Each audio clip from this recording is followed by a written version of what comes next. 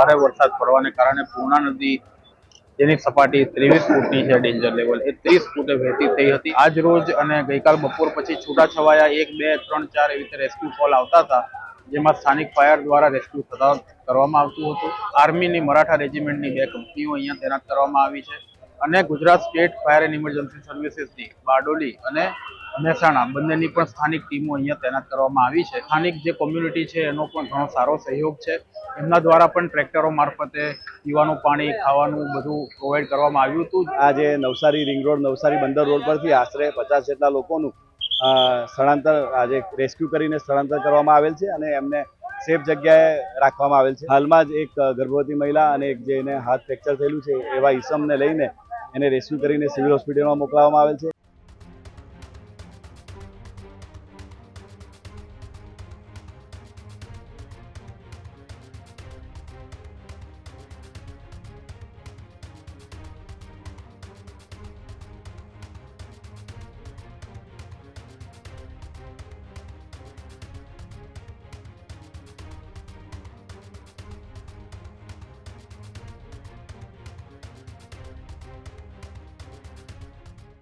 જે રીતના દક્ષિણ ગુજરાતની અંદર મેઘતાંડવ જેવી સ્થિતિ થઈ, નવસારીના ગ્રામીણ વિસ્તારો બાદ હવે શહેરમાં મેગા રેસ્ક્યુ ઓપરેશન શરૂ કરવામાં આવ્યું। નવસારી શહેરના રિંગ રોડ વિસ્તારમાં મેગા રેસ્ક્યુ ઓપરેશન શરૂ કરવામાં આવ્યું। નવસારીમાં એનડીઆરએફ અને સેનાની 7 ટુકડીઓ ત્યારે હાલ મેદાને છે। શહેરમાં ફસાયેલા લોકોને બચાવવાના યુદ્ધના ધોરણે કામગીરી છે તે શરૂ કરવામાં આવી। છેલ્લા 1 કલાકથી સતત ચાલી રહ્યું છે મેગા રેસ્ક્યુ ઓપરેશન કે જેમાં મેગા રેસ્ક્યુ ઓપરેશનમાં 30 જેટલા લોકોને સુરક્ષિત બહાર કાઢવામાં આવ્યા છે। નવસારી શહેરમાં રેસ્ક્યુ ઓપરેશન વધુ તેજ બનાવાયું છે। ભારે વરસાદ બાદ નવસારીમાં રાહત અને બચાવ કામગીરી પણ પૂરજોશમાં શરૂ કરવામાં આવી। રિંગ રોડ વિસ્તારમાં બચાવ માટે એનડીઆરએફ અને સેનાના જવાનો અત્યારે એક્શન મોડમાં છે। પાણીમાં ફસાયેલા લોકોને બચાવવા ટીમોની અત્યારે દોડધામ છે। નવસારીના પ્રશાસનનું આ મેગા રેસ્ક્યુ ઓપરેશન સતત ચાલુ છે ત્યારે શહેરના અસરગ્રસ્ત વિસ્તારમાં બચાવ કામગીરીને પણ અપાઈ રહી છે ઝડપ।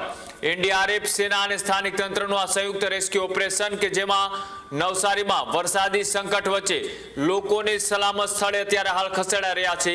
નવસારીમાં બચાવ અભિયાન તેજ અને વધુ લોકોને સુરક્ષિત સ્થળે ખસેડવાની કાર્યવાહી છે તે ચાલુ રાખવામાં આવી છે। 50 ઇંચ જેટલો જે વરસાદ પડ્યો, આ વરસાદના કારણે કેટલાય લોકો એ અત્યારે ફસાયેલા હતા, એ તમામને અત્યારે એનડીઆરએફ, સેનાના જવાનો અને ત્યાંના તંત્ર દ્વારા સંયુક્ત મેગા રેસ્ક્યુ ઓપરેશન છે તે શરૂ કરવામાં આવ્યું। નવસારીમાં છેલ્લા 2 દિવસથી ખૂબ ભારે વરસાદ પડવાને કારણે પૂર્ણા નદી જેની સપાટી 23 ફૂટની છે, ડેન્જર લેવલ એ 30 ફૂટે વહેતી થઈ હતી। એના કારણે નીચાણવાળા તમામ વિસ્તારોની અંદર પાણીનો ભરાવો થયો હતો। ઓલરેડી આપણે બધા જ લોકોને આશ્રય સ્થાનો પર શિફ્ટ કરી દીધેલા હતા, પરંતુ આજ રોજ અને ગઈકાલ બપોર પછી છૂટાછવાયા 1, 2, 3, 4 એવી રીતે રેસ્ક્યુ કોલ આવતા હતા, જેમાં સ્થાનિક ફાયર દ્વારા રેસ્ક્યુ કરવામાં આવતું હતું। આજ સવાર સુધીમાં લગભગ 35 લોકોને રેસ્ક્યુ કરવામાં આવ્યા હતા અને ત્યારબાદ આટલા લાંબા સમય સુધી પાણી અહીંયા રહેવાને કારણે અમુક ક્રિટિકલી બીમાર લોકો હતા, ક્યાં તો પછી પડવાને કારણે સ્લીપ થઈ ગયા હોય અને ફ્રેક્ચર થઈ ગયા હોય એવા, અથવા પ્રેગ્નન્ટ લેડીઝ અને નાના બાળકો, આટલા લોકોના જેટલા કોલ આવ્યા એને માટે ઓડિશાથી અહીંયા એનડીઆરએફની ટીમ આજે સવારે તૈનાત કરવામાં આવી હતી। આર્મીની મરાઠા રેજિમેન્ટની 2 કંપનીઓ અહીંયા તૈનાત કરવામાં આવી છે અને Gujarat state fire and emergency સર્વિસીસની બારડોલી અને મહેસાણા બંનેની પણ સ્થાનિક ટીમો અહીંયા તૈનાત કરવામાં આવી છે, જેમના દ્વારા અહીંયા વીરાવળ ખાતે, મિથિલા નગરી, બંદર રોડ અલગ અલગ જગ્યાએ રેસ્ક્યુ કાર્યો થઈ રહ્યા છે। હમણાંની વાત કરું તો છેલ્લા 3 કલાકમાં આપણે વીરાવળની અંદર લગભગ 25 થી 30 લોકોને રેસ્ક્યુ કર્યા છે। હજી પણ કામગીરી ચાલી રહી છે અને ઘણા બધા લોકો પોતાના જે ઘરો છે, ફ્લેટ છે, અપાર્ટમેન્ટ છે એની અંદર સુરક્ષિત જ છે, પણ જ્યાં જ્યાં ખાવાનું કે પીવાનું પાણી નથી પહોંચ્યું ત્યાં આ ટીમ્સ મારફતે અમે પહોંચાડી રહ્યા છે। સ્થાનિક જે કોમ્યુનિટી છે એનો પણ ઘણો સારો સહયોગ છે।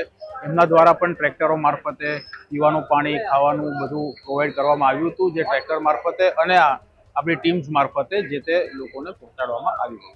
નવસારી જિલ્લામાં છેલ્લા 2 દિવસથી ખૂબ જ વરસાદ પડી રહ્યો હતો, જેના કારણે નવસારી આખા જિલ્લામાં પૂર્ણા નદી, કાવેરી નદી, અંબિકા નદી ખૂબ સ્તર કરતાં પણ વધારે વધી રહી છે અને જેના કારણે અમુક નીચાણવાળા વિસ્તારોમાં ખૂબ પાણી ભરાઈ ગયા હતા, જેના આજ રોજ કુદરતની મહેરબાનીથી આજે વરસાદ બંધ હોય અને પાણી ઓસરતા હોય પણ જે ઘણા લોકો ઘણી સોસાયટીઓમાં ને જે ઘણી જગ્યાઓ ફસાયેલા હોય જેને માટે એનડીઆરએફની ટીમ, આર્મીની ટીમ, પોલીસ તંત્ર અને વહીવટીતંત્ર અને મહાનગરપાલિકાના ઓફિસરો અને સ્ટાફ દ્વારા આજે નવસારી રિંગ રોડ, નવસારી બંદર રોડ પરથી આશરે 50 જેટલા લોકોનું સ્થળાંતર આજે રેસ્ક્યુ કરીને સ્થળાંતર કરવામાં આવેલ છે અને એમને સેફ જગ્યાએ રાખવામાં આવેલ છે.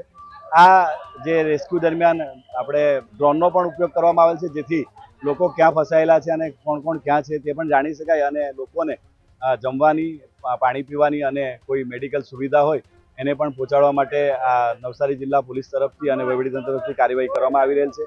હાલમાં જ એક ગર્ભવતી મહિલા અને એક જેને હાથ ફ્રેક્ચર થયેલું છે એવા ઈસમને લઈને એને રેસ્ક્યુ કરીને સિવિલ હોસ્પિટલમાં મોકલવામાં આવેલ છે. આ તમામ કામગીરી એનડીઆરએફની અને આર્મીની ટીમ દ્વારા અને નવસારી જિલ્લા પોલીસ, વહીવટીતંત્ર અને સ્થાનિક આગેવાનો અને લોકોની પણ ખૂબ મદદ મળી રહેલ છે, જેથી લોકોને પાણીની વ્યવસ્થા છે, ફૂડ પેકેટની વ્યવસ્થા છે, સ્થાનિક લોકો દ્વારા પણ ખૂબ પહોંચાડવામાં આવી છે અને સ્થાનિક લોકો પણ જે અંદર લોકો ફસાયેલા છે એને કોર્પોરેટરશ્રી દ્વારા, આગેવાનો દ્વારા એને પહોંચાડીને ખૂબ મદદ કરવામાં આવી રહી છે.